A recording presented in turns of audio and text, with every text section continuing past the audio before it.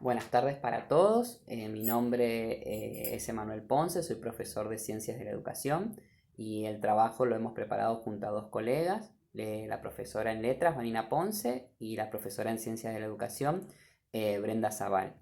El nombre que hemos pensado para nuestro trabajo se denomina Escuelas Secundarias Sanjuaninas de Gestión Privada, mitos y realidades en el acceso a la virtualidad, un análisis de experiencias docentes en el contexto pandémico. Un poco la idea de este trabajo consistió, los tres somos docentes de escuelas secundarias privadas, y la idea es poder realizar un interjuego entre nuestras propias experiencias docentes y poder trabajar junto a dos autores. Uno de ellos es Alejandro Grimson y Axel Rivas. Bueno, nos hemos planteado como un objetivo general ofrecer un análisis crítico sobre vivencias docentes de escuelas secundarias privadas en el contexto de pandemia. Para contextualizar, la provincia de San Juan tiene alrededor de 700 habitantes. En los distintos ámbitos académicos es muy fácil siempre estar conociendo a alguien, sobre todo en el ámbito educativo, donde incluso hay un número reducido de centros de formación docente. Por lo tanto, es un ámbito en el que circula mucho la palabra y que cada acontecimiento que puede llegar a pasar en el ámbito educativo, siempre alguien conoce a la persona involucrada. Es decir, entre todos nos conocemos. Por eso el valor de la palabra cobra mucha fuerza, sobre todo va solidificando ciertas creencias que se van pasando de generación en generación y que incluso llegan a tener un peso hasta académico. Esto nos permite a nosotros repensar uno de los conceptos o categorías a través de Grimson de la diferencia entre una ideología y una creencia, que las ideologías responden más a un sistema de ideas lógico que se lo podemos encontrar en ámbitos más académicos. En cambio, las creencias tienen una utilidad mucho más práctica, que por lo general no aparecen en los libros, pero que determinan los saberes que tenemos sobre la vida. Y de ahí tomamos la categoría de este mismo autor de los mitos. Que esta categoría a nosotros nos permitió entender que un mito son relatos compartidos por un número significativo de personas y que explican ciertas dimensiones del mundo y que a su vez estos mitos no se los cuestiona. Uno los toma, los adhiere y simplemente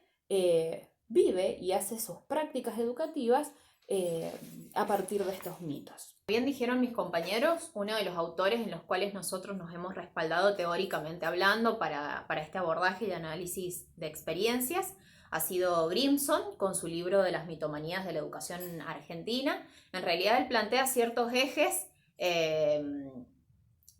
referencia a algunos aspectos de la educación, y entre esos está la educación privada versus pública, y bueno, tiene que ver con algunos de los mitos que nosotros ahora vamos a poner como en tensión, ¿sí? En realidad hemos tomado 5, consideramos son los más escuchados, ¿sí?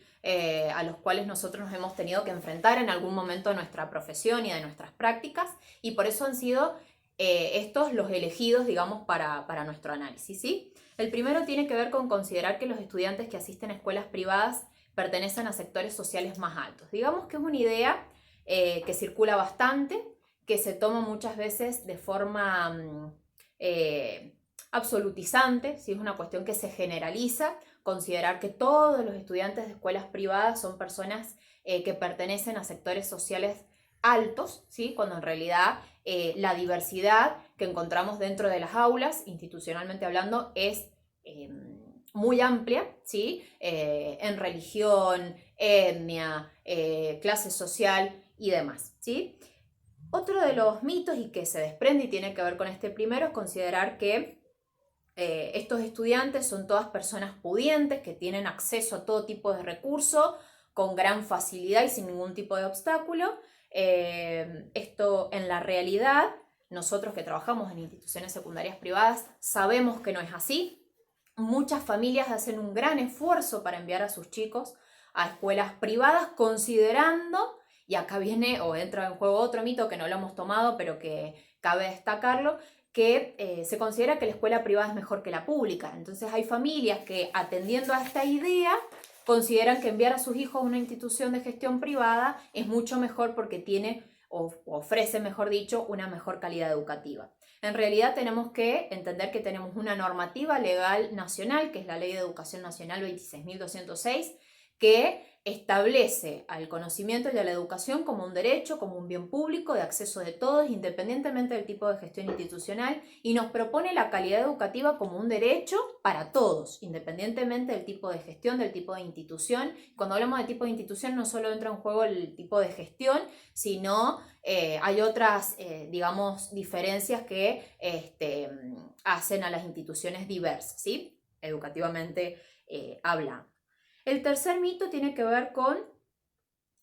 considerar que en las escuelas privadas existen menos problemáticas en el aprendizaje de los chicos, de los estudiantes. Esto es una realidad es una realidad ficticia, digamos, fantasma, que no vemos en la práctica diaria, ya que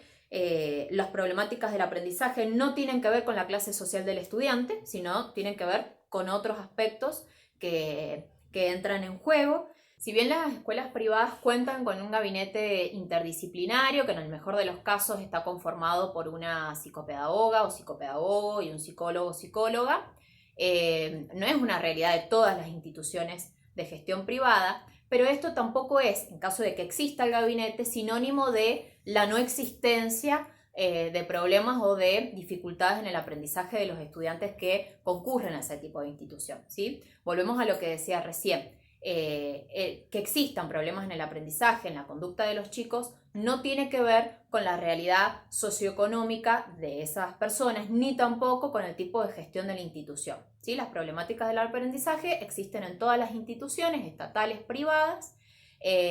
pero bueno, no queremos ignorar la realidad de que si contamos con un gabinete, estas problemáticas pueden ser abordadas en tiempo y forma, ¿sí? En esta situación pandémica actual, algunas problemáticas del aprendizaje ya existentes se han acentuado aún más. ¿Por qué? Porque los chicos no cuentan con el profesional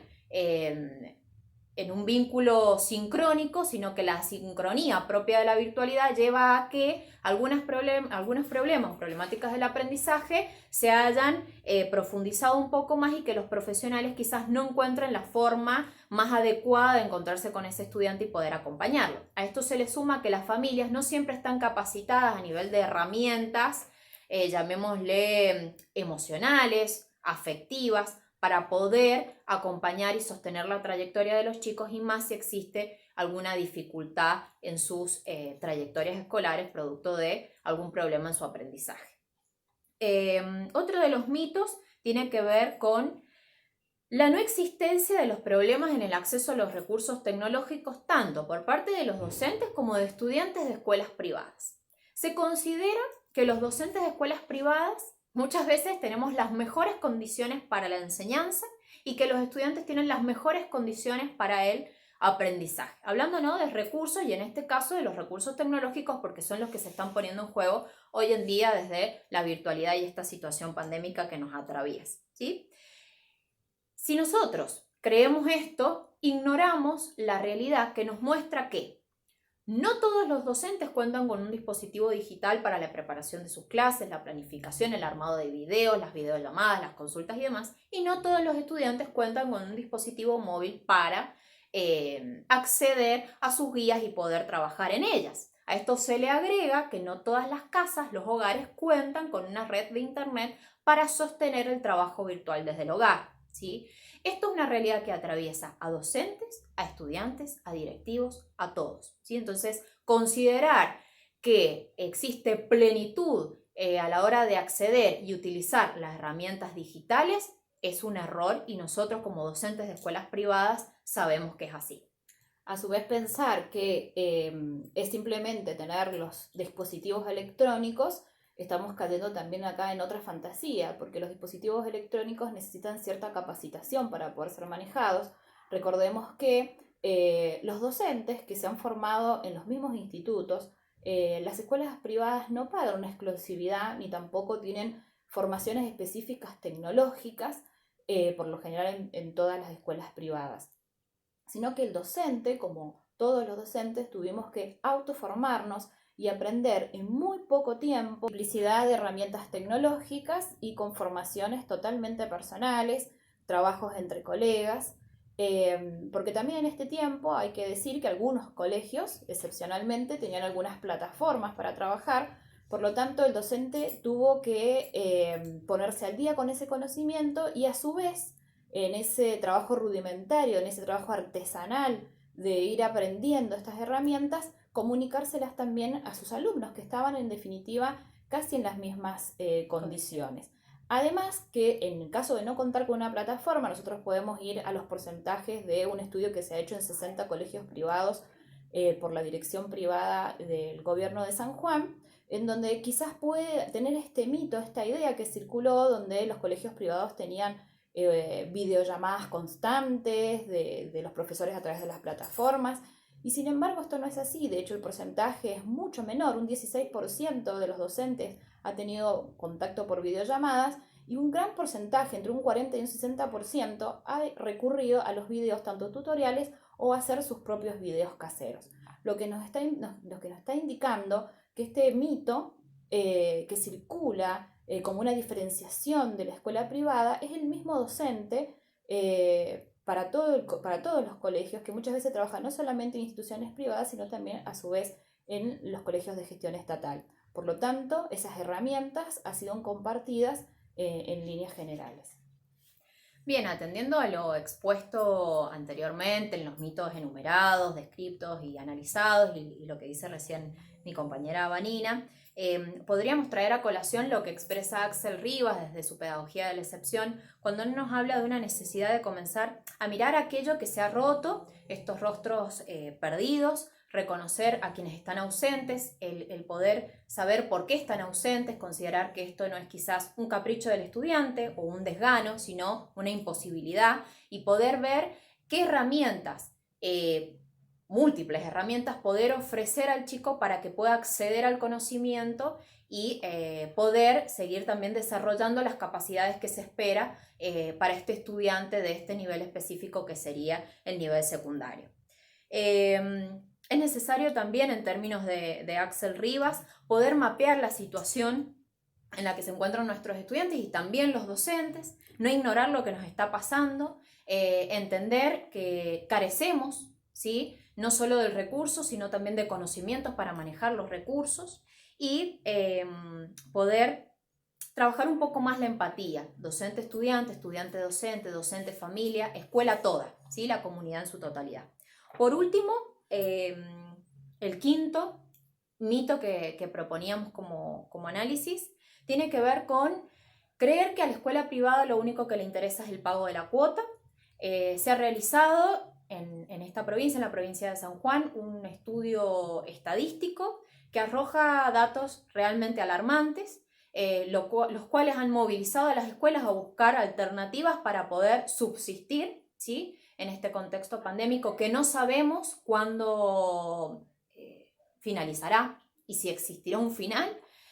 porque ya se está hablando de una nueva normalidad. Entonces, viéndose en estos datos que arrojan que entre un 60 y 90% de morosidad existe por institución, ha llevado a que las escuelas busquen alternativas para poder continuar brindando sus procesos de enseñanza y aprendizaje y que estos sean de calidad, tal como la política educativa nacional y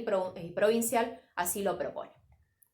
Bien, para cerrar, algunas de las conclusiones que nos postulamos como docentes de escuelas secundarias privadas tiene que ver con la pandemia, que a todos nos resultó un desafío y nos fue de modo sorpresivo y tuvimos que